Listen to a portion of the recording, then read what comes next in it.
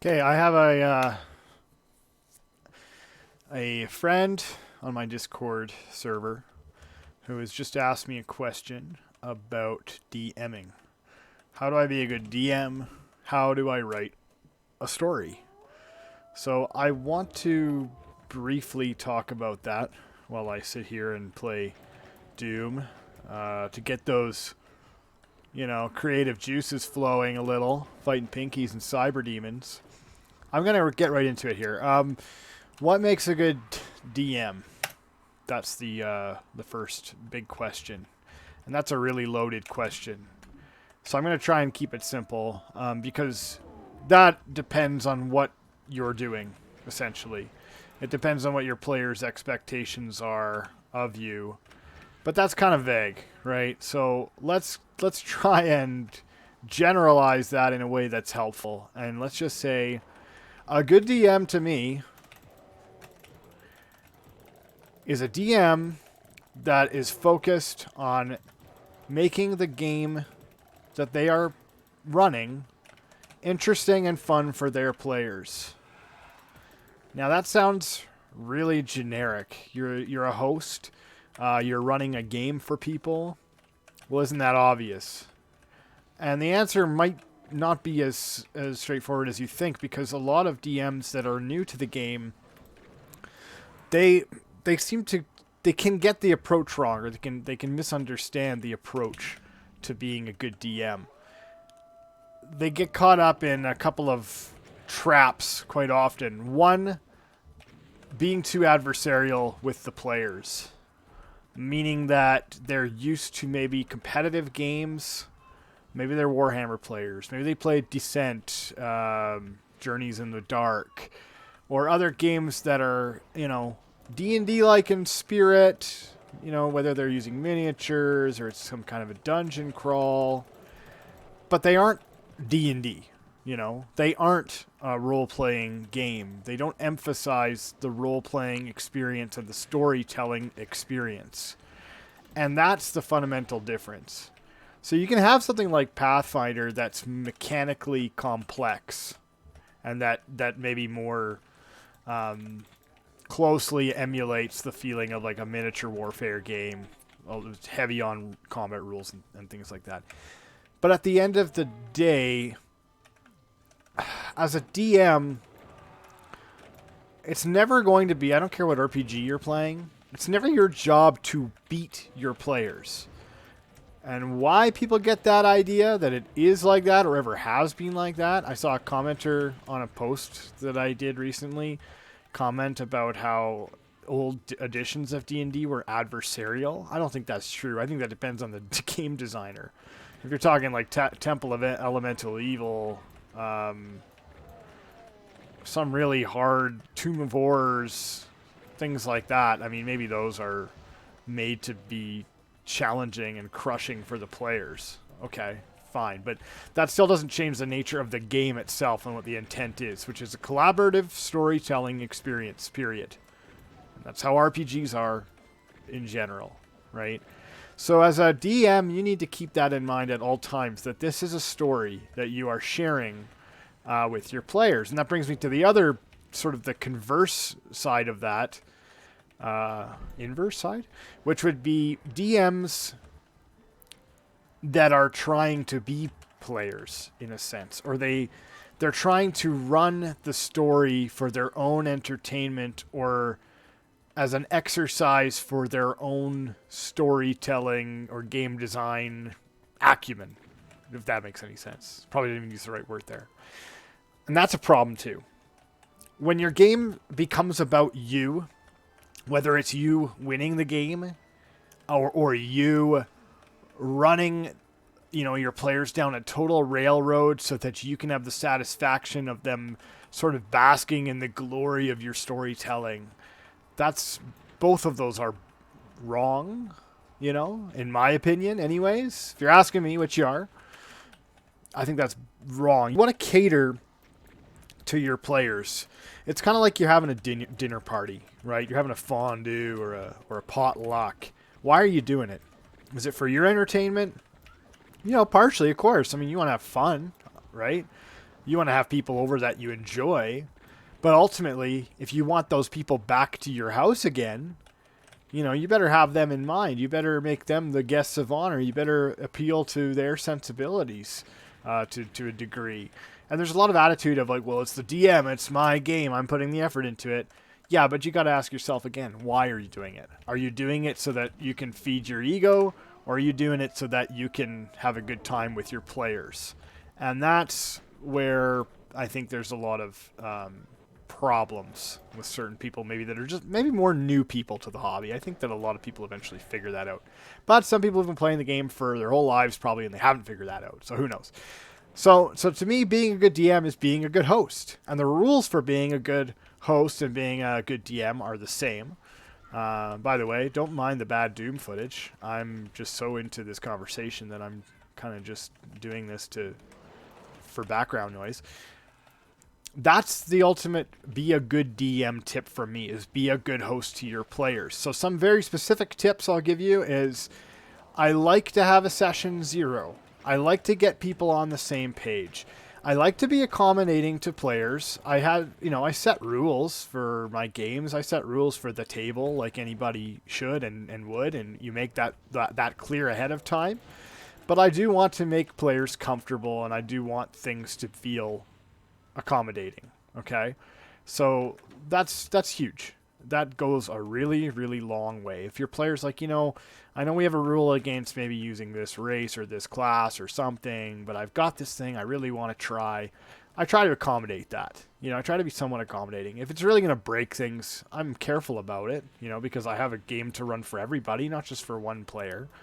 Then maybe I'll be a little bit more hesitant or reticent about those things.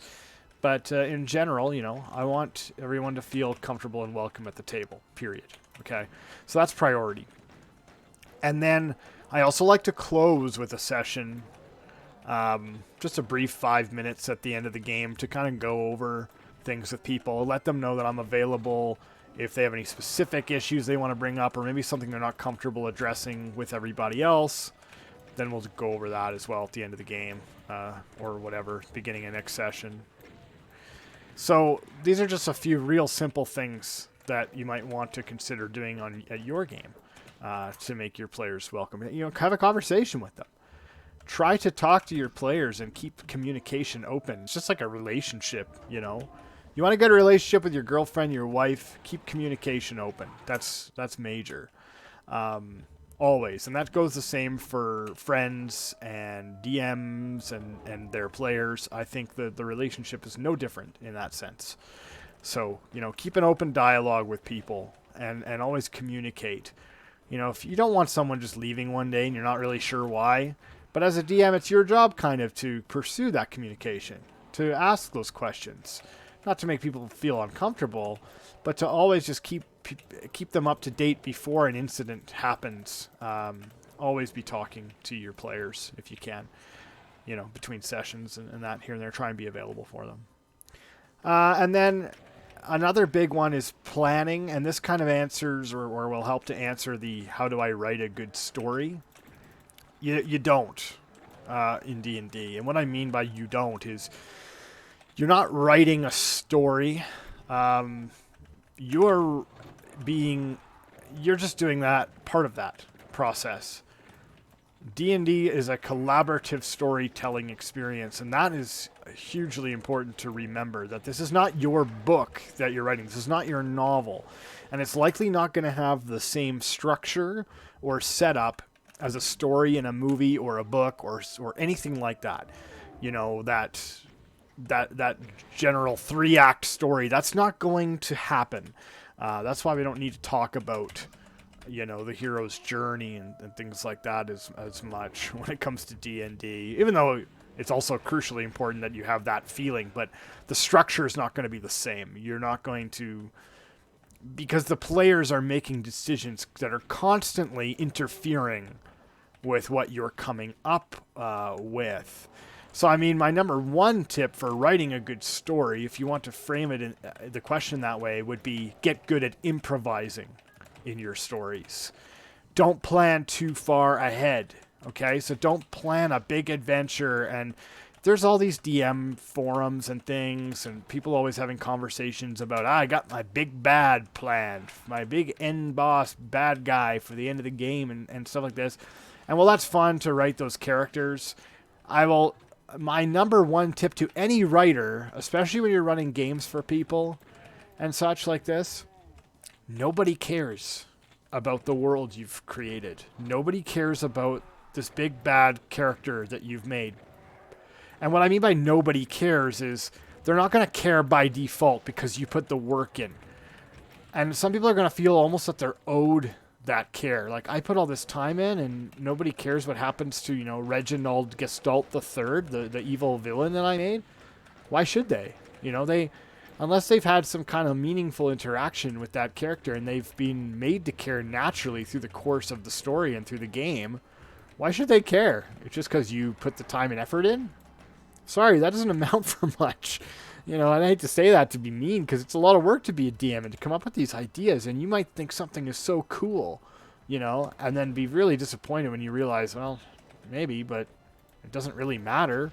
Because what the players care about, first and foremost, always, is that their choices matter and that they're having fun. That's it.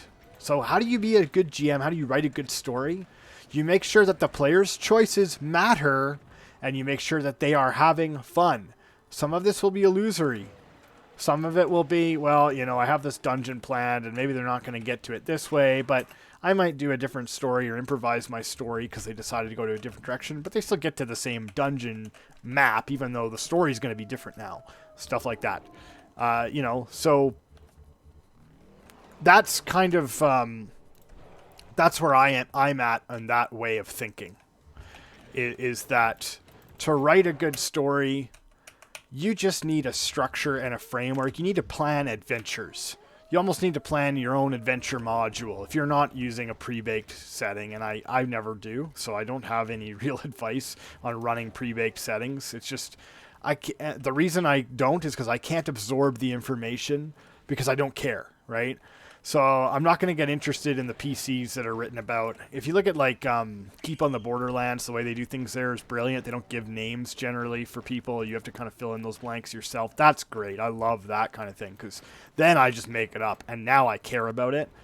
But this convoluted adventure story stuff, not for me. And so the way I like to plan adventures out is being sort of vague. I will brainstorm a general map maybe of where I want things to possibly go and what potential things are there. And then I'll build encounters separately from that, right? And then I can kind of plug in encounters into the story as it evolves. It's very freeform and it's very freeing too. If you're used to sort of more rigid structure, once you can get used to that and you get comfortable with that kind of story improvisation, it's very freeing. You feel like you can... you're really manipulating and in control of this thing that you're designing. And that's really, really nice. It's a nice feeling to have that. So that is a huge recommendation from me, is keep things really open and don't plan too far ahead. If I plan out 10 sessions, the chances of my players are getting through that is almost impossible to predict. People drop out. People's ideas change. They might not want to play. Maybe they want to change a character. Maybe they want to go a completely different direction than you ever had planned.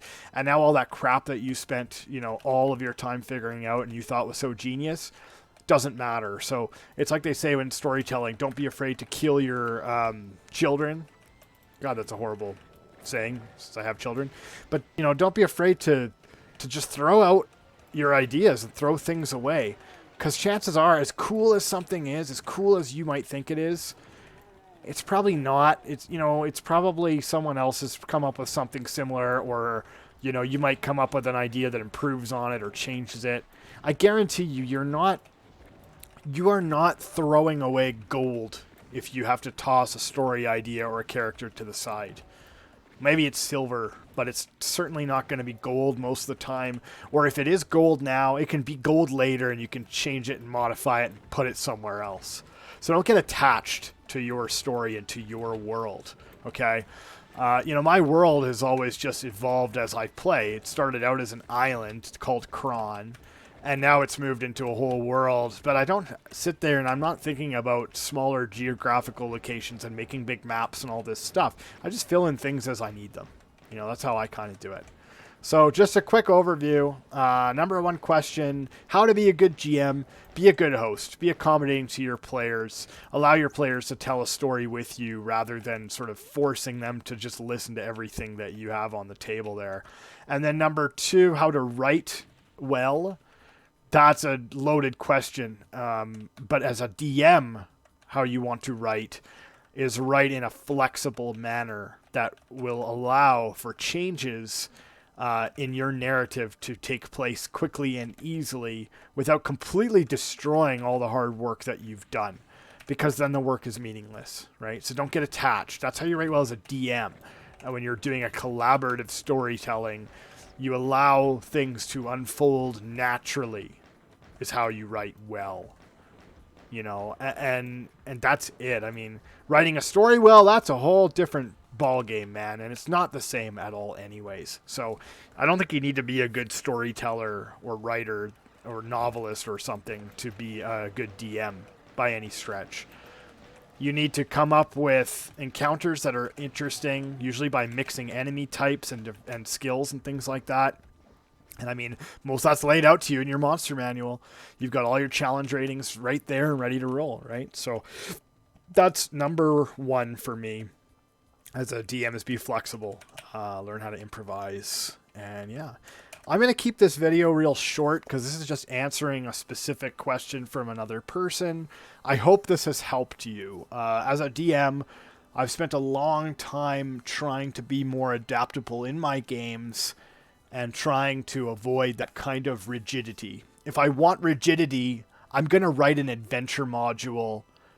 That's when I would publish material for someone else to use.